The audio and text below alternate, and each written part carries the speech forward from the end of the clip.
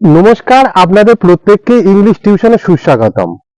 আজ আমি ইংরাজি গ্রামারের একটা গুরুত্বপূর্ণ বিষয় নিয়ে আলোচনা করব, সেটা হলো কম্পাউন্ড প্রিপোজিশন। আজকের আমাদের প্রিপোজিশন সংক্রান্ত বিষয়ে ষষ্ঠ দিনের ক্লাস। ইতিপূর্বে প্রিপোজিশন সংক্রান্ত বিষয় আমরা পঞ্চম দিনের ক্লাস কমপ্লিট করেছি। তো কম্পাউন্ড প্রিপোজিশনে আসার আগে এই জিনিসটা জেনে নেওয়া যাক যে প্রিপোজিশন কাকে বলে। যে শব্দ নাউন বা প্রোনাউনের আগে বসে ওই বাক্যের অন্যান্য শব্দের সাথে নাউন বা প্রোনাউনের একটা সম্পর্ক স্থাপন করে তাকে প্রিপোজিশন বলে। এবার কম্পাউন্ড প্রিপোজিশন কাকে বলে? একাধিক প্রিপোজিশনের সমন্বয়ে গঠিত নতুন একটা প্রিপোজিশনকে কম্পাউন্ড প্রিপোজিশন বলে।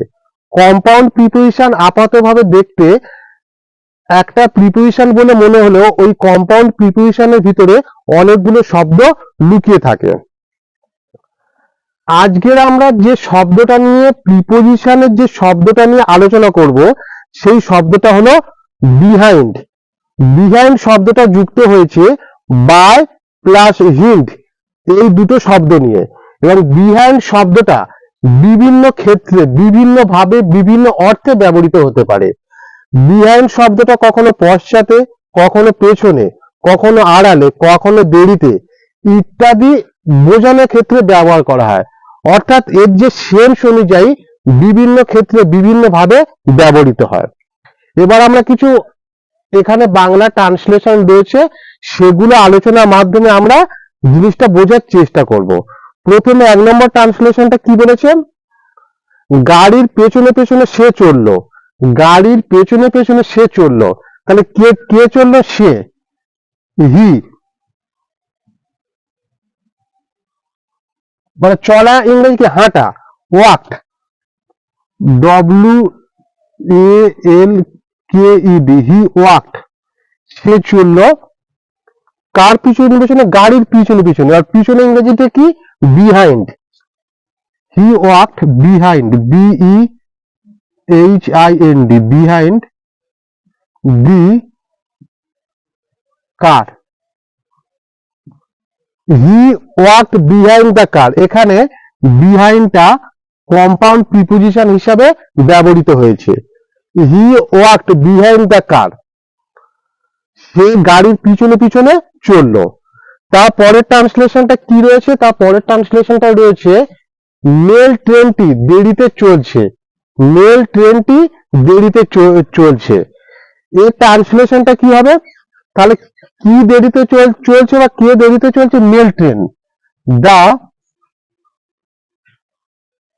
Mail train, MAIL, mail train is, মানে ট্রেন কি? দৌড়ানো। চলা মানে কি? দৌড়ানো, running, RUNNING, running. The mail train is running, মানে দেরিতে। আচ্ছা, দেরিতে এটা কোন সেন্সে ব্যবহার করা হচ্ছে? মানে সময়ের থেকে পিছনে, মানে সময়ের থেকে আগে। তাহলে সময়ের থেকে যদি আগে হয় তাহলে কি? Beyond the time, beyond,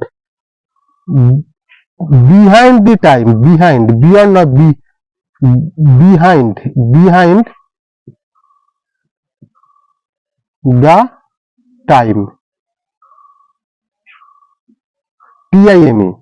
the mail train is running behind the time, মানে মেল ট্রেনটা সময়ের থেকে দেরিতে চলছে বা দেরিতে চলছে।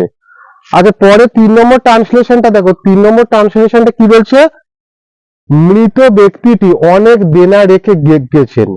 মৃত ব্যক্তিটি অনেক দেনা রেখে গিয়েছেন। এটা ট্রান্সলেশনটা কি হবে? কে দেনা রেখে গিয়েছেন? মৃত ব্যক্তিটি। মৃত ব্যক্তি ইংরাজি কি? দি death man, the death, DEATH, the death man has left, মানে রেখে গিয়েছেন, হ্যাজ লেফট, রেখে গিয়েছেন, behind,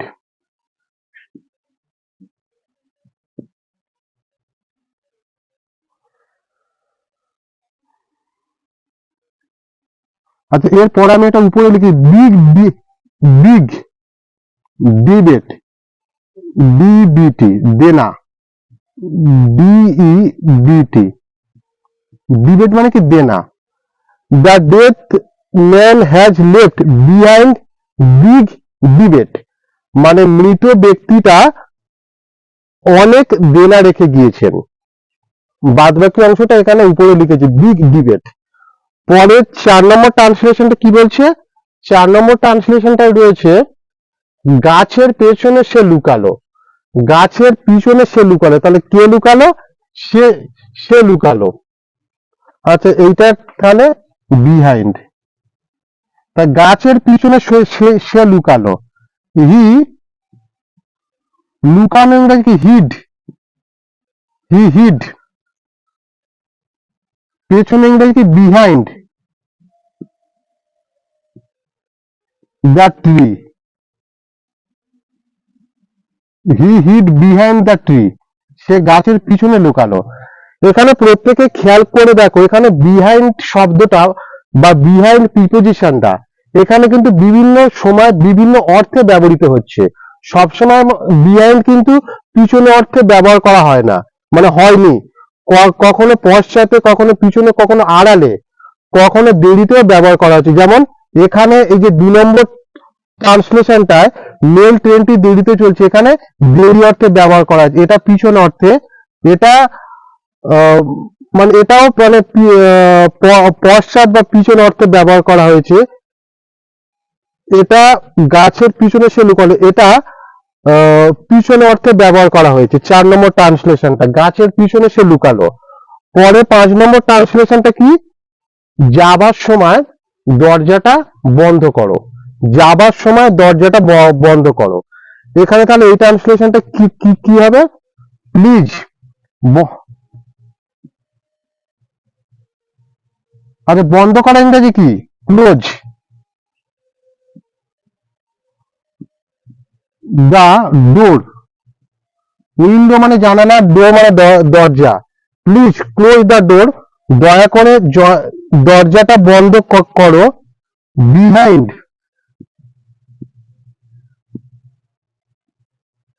you when living,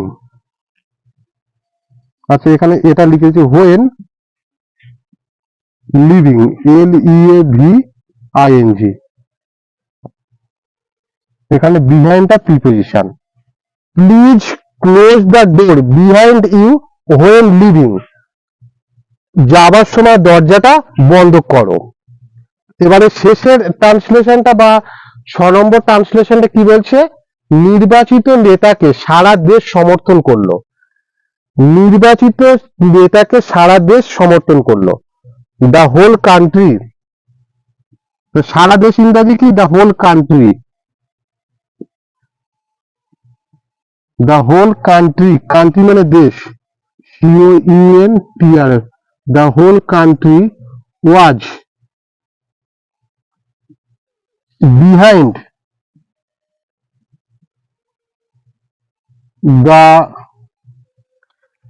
the whole country was behind the elected leader, ELECTED, elected leader, LEADER, এখানে বিহাইন্ড।